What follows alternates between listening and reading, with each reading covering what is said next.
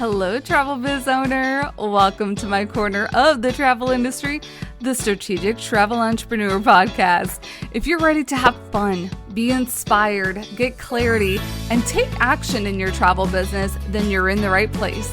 Let's jump in. Hello, everyone. Welcome back to the Strategic Travel Entrepreneur Podcast. I am super excited to have you here today because today is a big day. We've been talking about Travel Industry Black Friday for a couple of weeks now, and guess what? Travel Industry Black Friday is officially live, so you can head over to the links down in the show description. I cannot wait for you to see all the amazing offers that are cooking for you. And remember, so last week we had one of our presenting partners, Lori Gold of Explore More Mexico. Today we have another presenting partner of Travel Industry Black Friday, and I am super excited. As a cruise girl myself, I'm super excited to dive in to a new to me cruise line, and I cannot wait to share with you because there's a lot of differences especially if you've never heard of Costa Cruises before. It's been a primarily European market, and I don't want to say like totally breaking into the American market because you've been able to sell it before, but there are a lot of new updates. We're going to touch on like sustainability, and we're going to touch on a rebrand and possibly even some cruise trends. So without further ado, I want to welcome my special guest, LaDonna Allen of Costa Cruises. Welcome and thank you for your partnership at Travel Industry Black Friday. Thank you for having me. I'm happy to be here.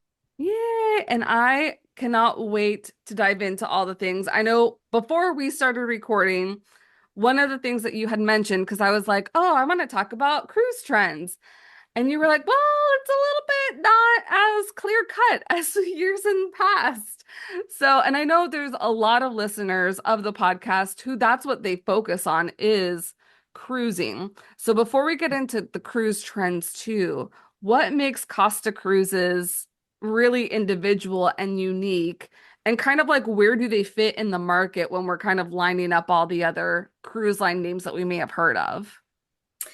So, Costa will sit very squarely in the contemporary space. Okay. So, we are a contemporary brand. We are the only Italian flagged cruise line. There is kind of a misperception out there that there's another cruise line that's Italian flagged, but she's not. She's actually flagged in Switzerland.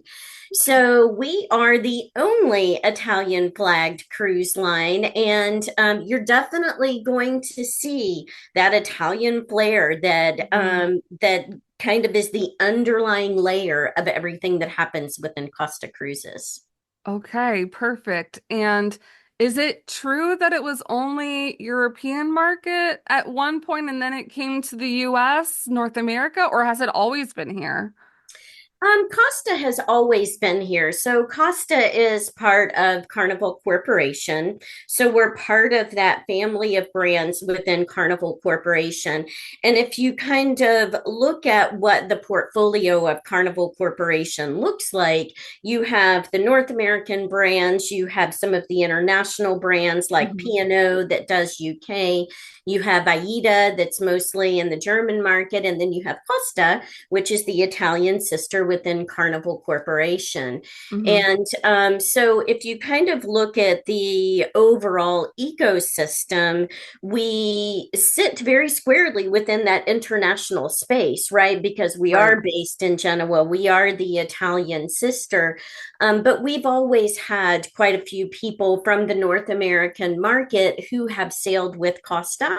You've Okay. always been able to sell Costa, but what happened is if you think about the dark days that we went through a couple of years ago, I just always call Right. them dark days. Yeah. So if we look at the dark days, Italy was very hard hit by that. Mhm. If you remember, the restrictions were very tough during the dark days, and so it took Italy a little bit longer to come back. Right. And since Italy is the primary market for Costa, we really focused on bringing Italy back. It was something that took a lot of work. Mhm. So we got Italy back up and going. Our second largest source market is Brazil because we do have a pretty large South Mm. American deployment.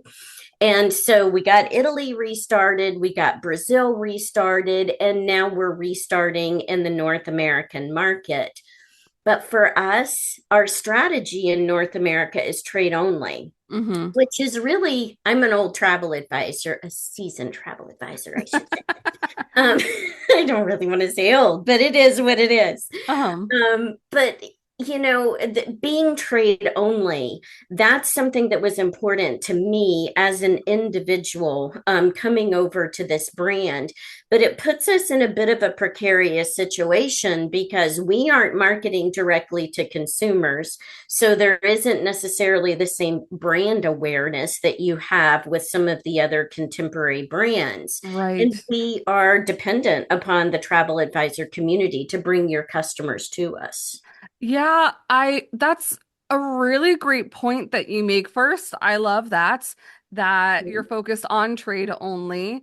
And then second, I feel like the marketing strategy might have to be a little bit different because of that, because there's not like the wide name recognition. Like I feel like there's definitely pros because it's almost like exclusivity that travel advisors can book and not have to worry about somebody or another website undercutting them by chance.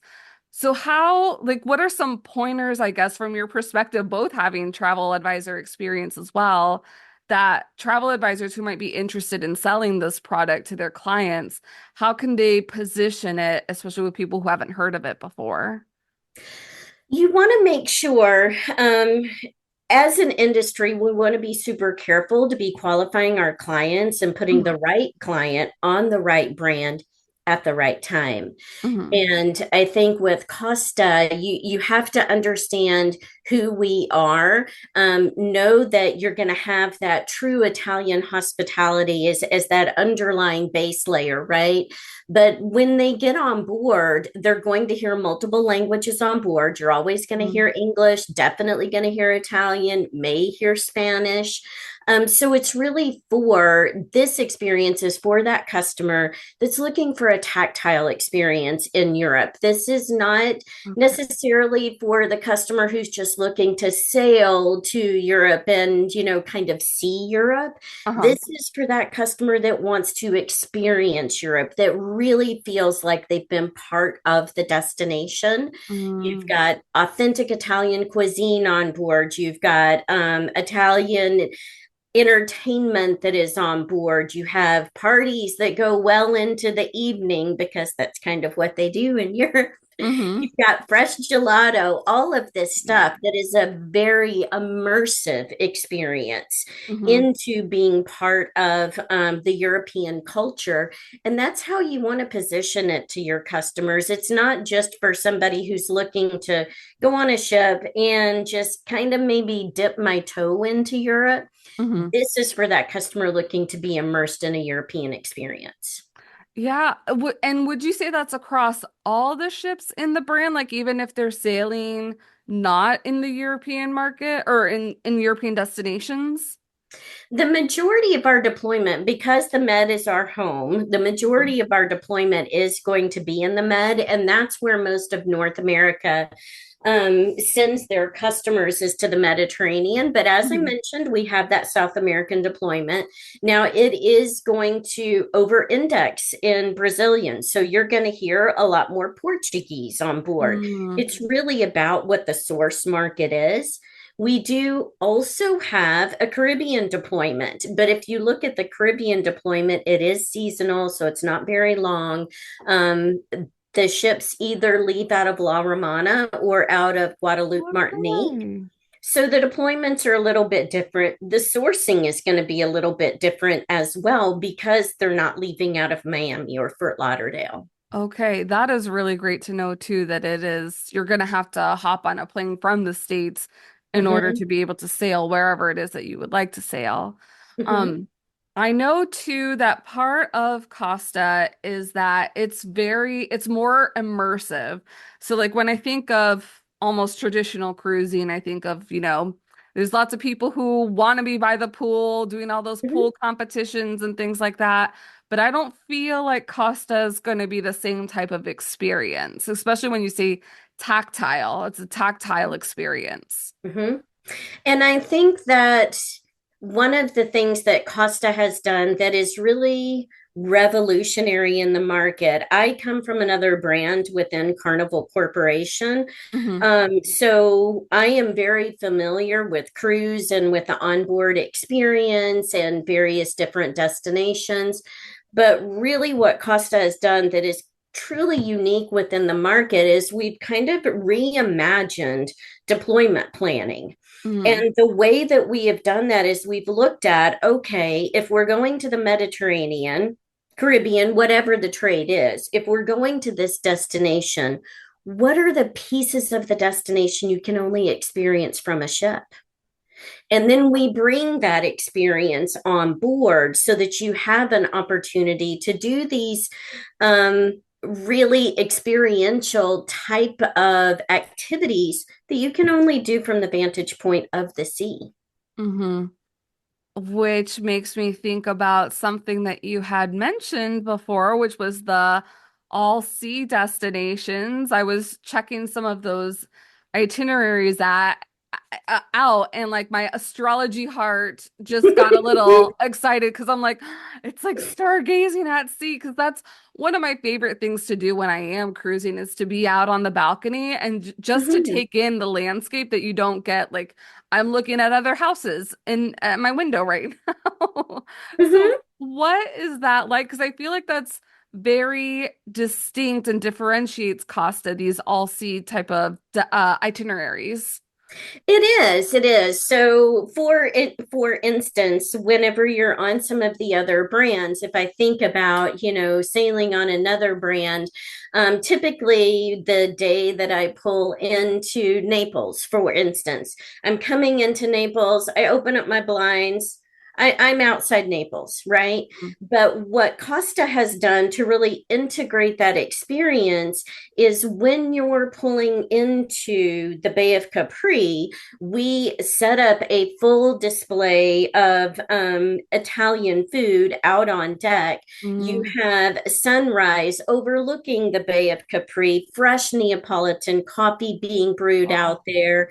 You have, and this is all the experiences are very family friendly. So that's important to know too, that it's very multi generational. Mm-hmm. So you've got food out there for the kids, you've got coffee out there for the adults, you've got fresh croissants because everything is made fresh on board, Mm-hmm. fresh mozzarella, and you're doing all of this overlooking the Bay of Capri and learning about the history of the destination. So again, it's about not just arriving in a destination, but making that arrival part of the experience. Mm-hmm. I love that. Like I'm like smelling and tasting that experience. I So need a croissant now. I'm like, I taste the mozzarella. For sure. And I know like because that I feel is part of the whole immersive experience, bringing the destination on board. Because I Mhm. feel like a lot of the more mass market contemporary brands on board is a very commercial experience. Not all of them, but there's a Mhm. very like, let's learn about these excursions, or these places that you can shop, or these gemstones. But I feel like the experience is kind of a little bit different. It's like more culturally immersive on board with Correct. Costa. Okay. What Correct. kinds of activities could you expect? You'll find a lot of like dance parties, the things that you would think about from a typical European experience, a lot centered around food. The entertainment is going to be locally themed as well. And Mm. one of the nice things that Costa has done to again immerse you into the journey that you're on is, for instance, if you're going to be in Marseille on Wednesday, on Tuesday, you're going to have that fresh Italian cuisine on board, but you're also going to have menu items theme towards where you're going to be pulling I into the love next that. day. So let's start to really, feel where we are today, but start looking towards tomorrow as well and doing it again. See, feel, touch, and taste the destination.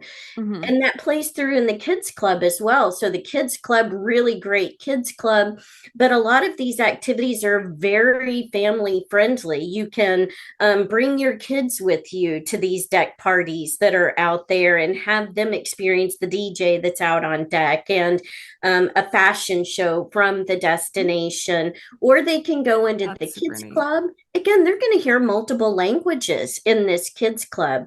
Hmm. And the question is, why are you taking your children to Europe? Are you taking your children to Europe to have a culturally immersive experience? Hmm.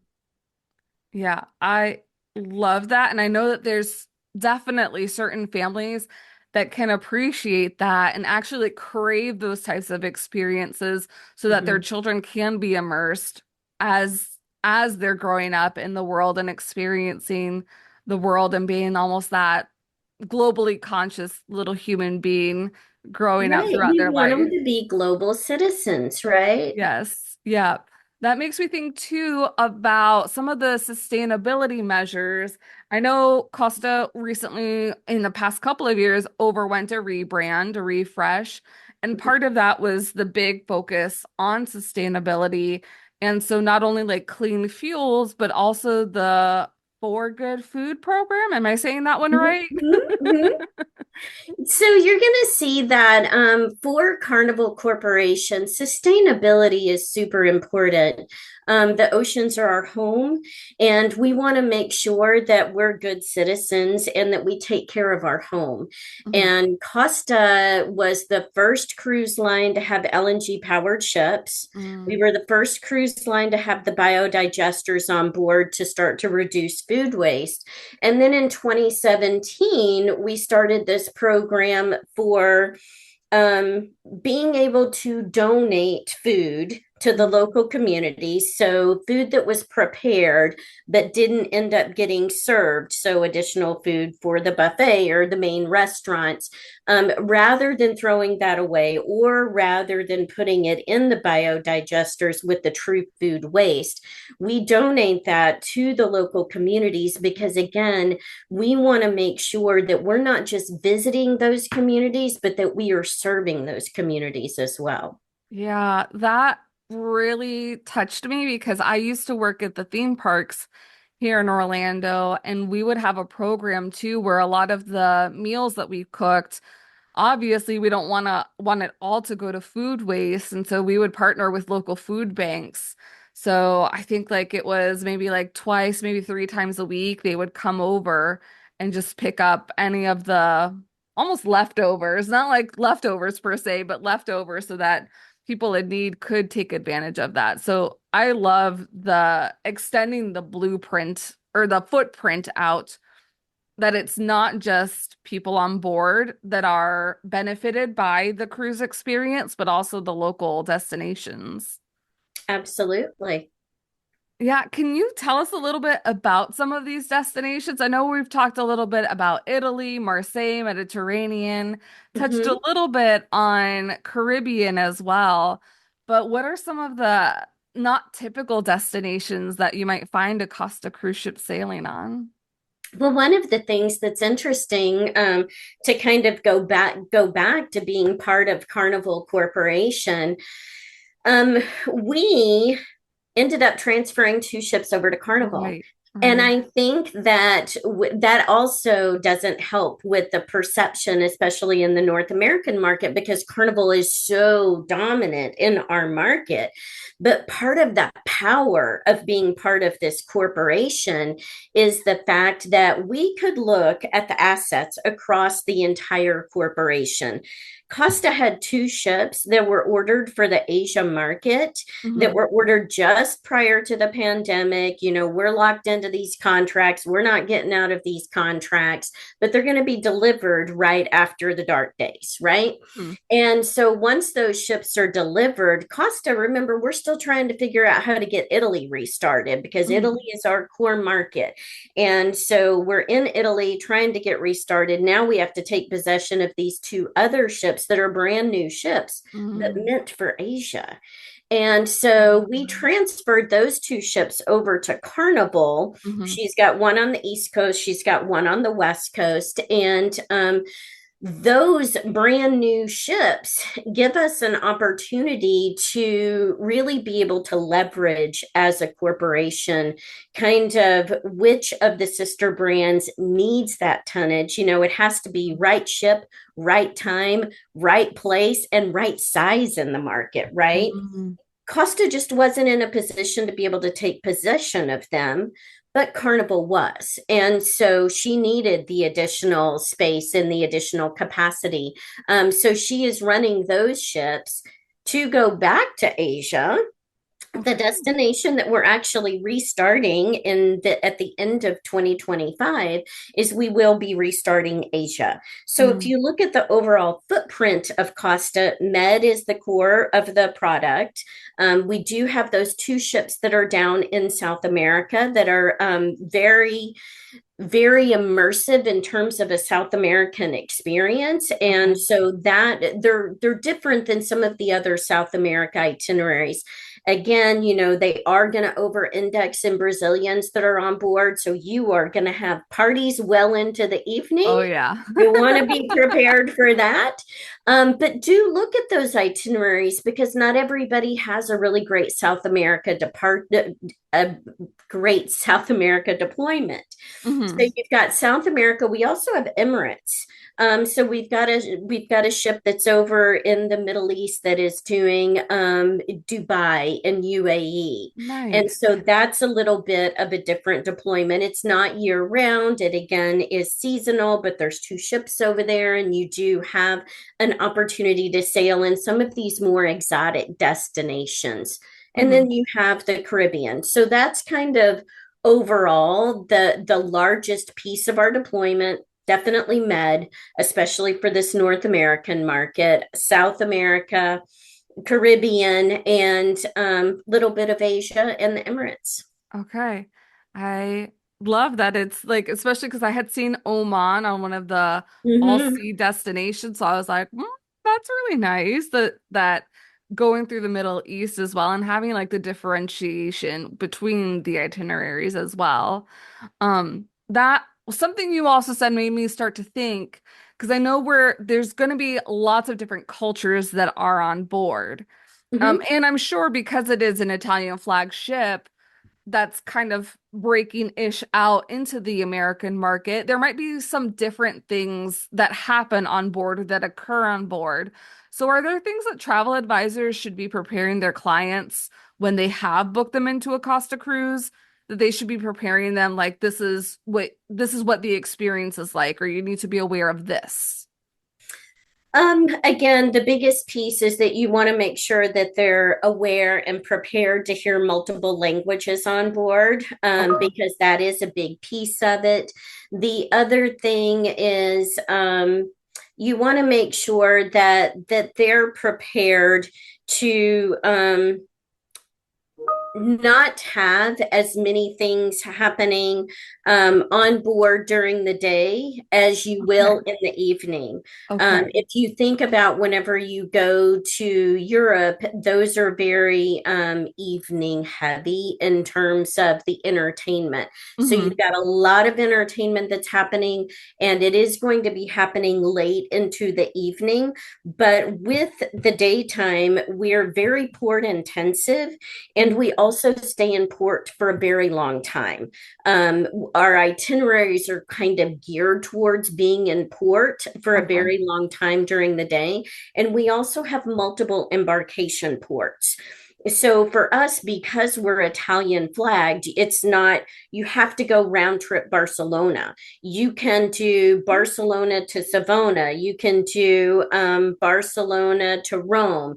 You can embark and disembark in multiple different ports. And so that is something that you will see during the day is you will see that there is some of that kind of turnover where people are embarking or disembarking. That is super neat. So you can pretty much almost, in a sense, customize your cruise Mhm. experience. Mhm. You Okay. can. And the nice thing about that is for me, I've been to Rome. I love Rome, absolutely, but I've been to Rome quite a few times. Hmm. Maybe the next time I go, I want to do that voyage round trip Genoa or round trip Savona so Hmm. I can do my pre and post there. I can also maximize where I can get the best air because let's be honest, right now air is kind of a bear to deal with. Right.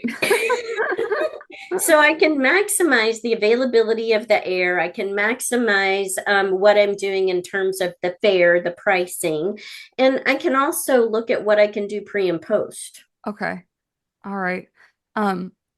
Thinking about the onboard experience too, super important question.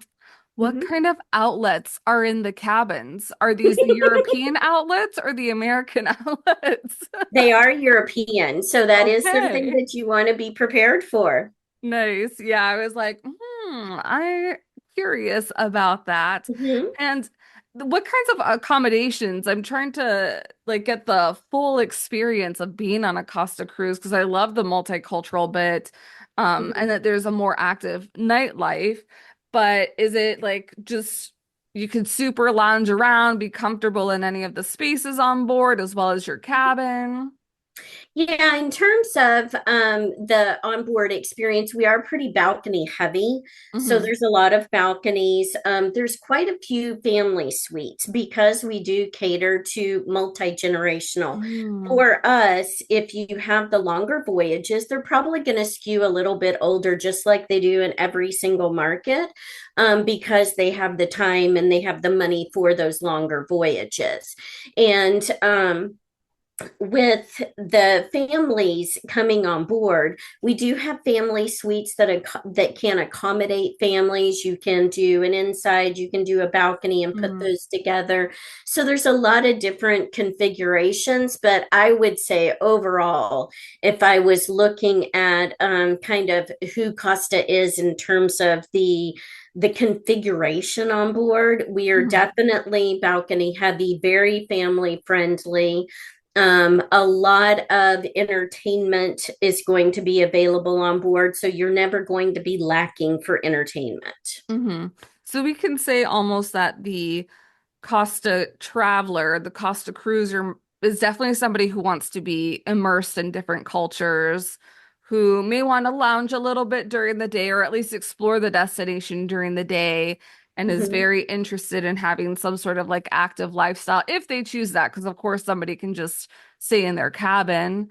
Um, I feel like culturally curious is also another word. I'm just trying to think of how I would I describe think the. that's a great description. I Okay. think that's great description. I may steal it.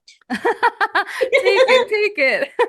Yeah, just trying to think of because it's not, it doesn't sound like it's for somebody who is just looking for a vacation. They're looking to travel a little bit more with intention than what another traveler might be doing, right? Mhm. Exactly. Okay. All right. Now I want to touch on a little bit about the volatility of cruise trends. So what's happening? What are you seeing or what have you seen?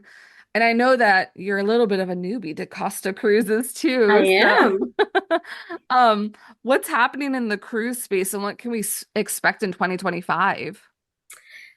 I think in 2025, we will continue to see the trend of people looking to be more immersed in the destination. They're looking for more of that experiential trip.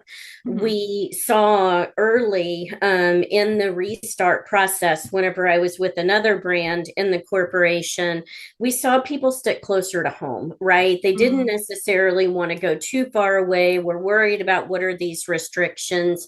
Is that going to come back? So you saw more domestic travel in the early days. Right. And now I think you're going to continue to see this trend towards international travel. We definitely saw a return to international travel in 2023.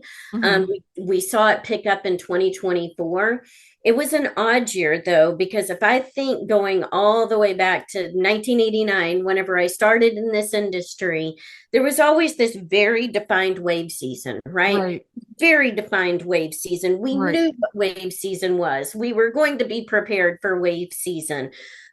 But what we found in 2023 and 2024 is that the lines were blurred. So wave season lasted longer. There were different peaks and valleys within the booking curves. Right. And so I think that we'll continue to see more international. We'll continue to have people looking for more of that experiential, culturally curious a destination experience. But I think that you'll still have a place for domestic travel, but Right. you're definitely going to see people leaning into this international travel. Yeah, it is interesting that you mentioned that about wave season because I had one of the advisors in my community say like, "Well, my wave season's happening now. I don't know what happened about Q1, but it's happening now in like end of Q3, beginning of Q4." So Mm-hmm. it is interesting to see how things are changing and shifting. When you think of some of the top advisors that might be selling Costa, what are Mm-hmm. some of the things that they're doing right to sell the brand? I think articulating the onboard experience as that very immersive European experience is Okay. number one. Understanding what the customer is looking for, understanding that the customer is looking to really have an opportunity to be part of the destination rather than just seeing the destination. Right. So I think that's the biggest piece of it is just understanding who we are and then finding the customers that are right for that experience at the right time. What I found over all these years in the industry is that there's going to be a right cruise line for most of your customers Right. at some point within their overall travel journey, right? Because it may be the perfect fit for them to go on Carnival whenever they have smaller kids. It may be the perfect fit for them to go on Princess or Holland America whenever they're going to Alaska. Right. But it also may be the perfect fit for them to go on Costa whenever they want to experience the Mediterranean in a way that they come back feeling like they were part of the destination. Mm, I love that so much. Like that just, it's not the destination really is the destination and the ship brings out the destination even more. Mm-hmm. I really want to jump into some of our fun rapid fire questions as we're getting closer to Thanksgiving. So five really quick questions. First one, will you be cooking or attending Thanksgiving this year? Always cooking. I always cook Ooh. Thanksgiving. Okay, love that. So then Mm-hmm. thinking about that, what is your favorite Thanksgiving side dish? Sweet potatoes. I'm from the South, so sweet Mm. potatoes are a staple in the South. Yeah. And so do you do marshmallows on your sweet potatoes or how do you prepare yours? I do not. I do a pecan and brown sugar topping. Love that. My aunt does something similar and she'll put like coconut flakes sometimes, and I'm like, that's the best. Hmm. Are there any Black Friday deals that you're looking at scoring this year? For myself, Hmm. Yeah, I'm always looking at the travel accessories. Last year, I got the little turtle neck thing. And Yes. I'm like, how did I live without that? So I'm always looking at what the next new great travel accessory is. Okay. Well, that's great to hear I've heard mixed things about that turtle, but I'm like, it seems like it makes sense. You just like wrap it around and it keeps your neck upright. Mhm. What are you most thankful for right now? I am most thankful for an opportunity to be part of this community of travel advisors and suppliers that really has transformed as I've been in the industry for so long. I have seen us really evolve from being competitors as travel Mm, advisors yes. to colleagues leaning into each other, and I am really grateful for all of the relationships that I've made along the way. I'm a little bit of a collector of people. So I'm still in contact with the very first travel agency that I worked for, the Yay. last travel agency that I worked for. And I'm grateful to have had an opportunity throughout my career to create this community, Mhm. really with the genesis in the travel industry. Yes, I love that you kind of mentioned because I remember I started in the travel industry back in 2010 and seen the evolution since then too. It definitely has stopped being a lot about competition and really more about community and helping each other out, which I love so much. Final rapid fire question. What's a charity or cause that you're passionate about? I am passionate about supporting our veteran communities. That Hmm. is extremely important to me. My husband is retired Navy. My son was in the Army. So I think whatever we can do to, whether it's, Operation Stand Down or whether it's Team Rubicon, whatever we can do to support our veterans, whether they're having a hard time coming back or whether they're trying to figure out how to use those amazing skills that they gained while they were on active duty, like Right. Team Rubicon does. Those those are super important to really honor that service Hmm. and also be able to integrate people back within the community. Hmm. Yeah, those are really important. I don't have anybody close to me right now that was in the military, but I just hear so many stories of how difficult it is to integrate. You've been accustomed to living like one life for a long period of time, and then to be back and like, okay, I need to be a contributing member here in normal everyday life as well. So how do I do that? So thank you for bringing up those organizations. Mhm. I know that Costa also has a Black Friday promotion that is happening. So can you give us some details about that? I can. Yes, we will have a Black Friday promotion. And when we're filming this is earlier in November. By the time you guys watch this, it is going to be in full swing. So our Black Friday event, the way that we're doing it, Costa is new to Black Friday, but being a veteran within the industry, I realize how important Black Friday is. So it's kind of our first foray in. Yay. And so, therefore, we are starting our Black Friday sale early in November. And what we're doing is we're adding additional voyages as we go along. So, when we get to Black Friday, you're going to find it is the absolute lowest prices that you're going to see throughout the year. Mm, And every single week, we're going to be adding additional voyages. And the reason that we're doing that is so that for the first week, we can start with Caribbean and we can kind of focus on, this is what we do in the Caribbean. And it's going to culminate over Black Friday. Best prices you're going to get for the year for the entire deployment. yeah. And then you'll have the entire deployment by the time you get to Cyber Week. Perfect. And then we'll make sure to link up some of those resources as well. What's the best place to learn more about Costa and I guess like reach out to a BDM, find who their BDM is if they wanted to experience the line also. What's the best method of doing that? The first thing they want to do is get registered on Costa Extra. Okay. So Costa Extra is the booking engine. It's a really great booking engine. It is very user friendly. It's very easy to figure out. There's some amazing marketing resources on there as well. So you can go in there and customize flyers. You can customize social media posts.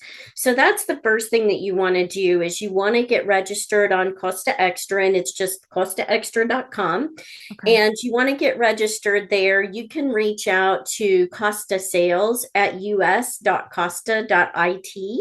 That is your resource to be able to connect to your BDM, to be able to get on our mailing list so that we can send you. We're definitely going to be doing FAMs and seminars at sea this upcoming year. Nice. We've already got some travel agent rates that are out there right now. So get registered on Costa Extra so that you can get engaged with us and make sure that you have an opportunity to sail so you can sell it. Yes. Yep. Because it's always being able to immerse yourself is always better to help you articulate what the experience is like to your clients.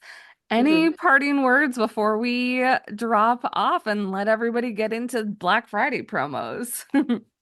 The biggest thing I want to leave you with is just our sincere gratitude for being partners in this restart for Costa in the North American market.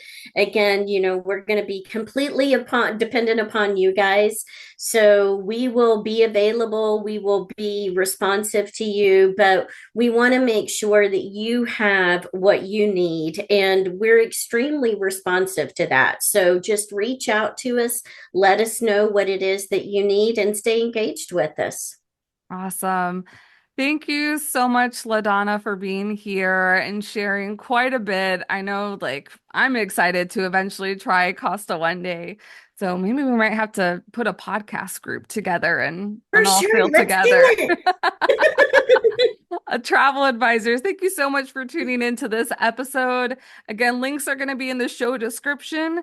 And actually, I also have to say happy Thanksgiving for those of you that celebrate, because that's coming up next week. And we also have another episode with a presenting partner next Friday. But I hope you all have a really safe and restful holiday week next week. And we will see you here again. Bye. Bye. Thank you. Thanks for joining me on the podcast today. Remember to check out the show notes for all relevant links and resources from today's show. See you next time.